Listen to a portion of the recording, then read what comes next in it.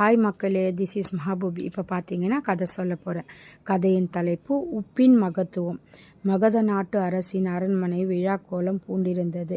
அரசனுக்கு 60வது பிறந்த நாள் விழா. அரண்மனை குருக்கள் மந்திரங்கள் சொல்லி கடவுளுக்கு சிறப்பு வழிபாடுகள் செய்து கொண்டிருந்தார்கள். மக்கள் எல்லோரும் புத்தாடை அணிந்து அரசனை பார்த்து வாழ்த்து தெரிவித்தனர். அனைவருக்கும் அரண்மனையில் அறுசுவை விருந்து ஏற்பாடு செய்யப்பட்டிருந்தது.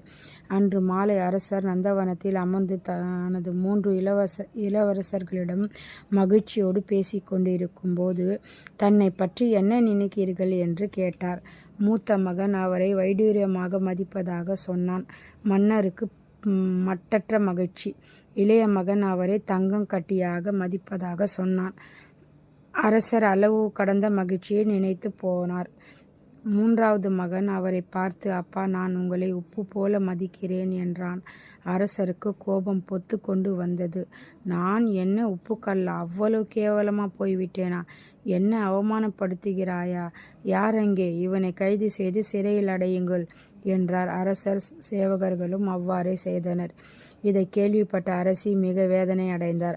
அன்று இரவு உணவை அரசியே தயாரித்தார். உணவு உட்கொள்ள அரசரும் வந்து இருக்கையில் அமர்ந்தார். அறுசுவை உணவு பரிமாறப்பட்டது. ஒரு கவளம் எடுத்து வாயில் வைத்தார் அரசர். உடனே அதை வெளியே துப்பினார்.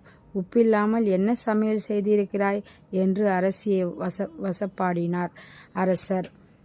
உடனே அரசி, மன்னா, கேவலமாக உப்பை உணவில் போடலாமா? அது உணவுக்கு அவமானப்படுத்துவதாக, அதனால்தான் போடவில்லை.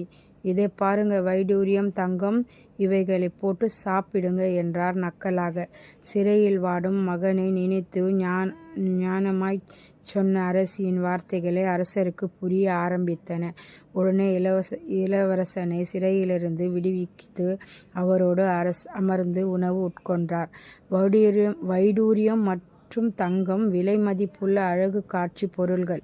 மனித வாழ்க்கையில் அதனுடைய பயன்பாடு மிக குறைவு. ஆனால் உப்பின் பயன்பாடு இவைகளை காட்டிலும் மிக அதிகம். தன்னை முழுவதுமாக மறைத்து தான் சேரும் இடத்தில் சுவையை கூட்டி மகிழ்வதுதான் உப்பின் மகத்துவம். தேங்க்யூ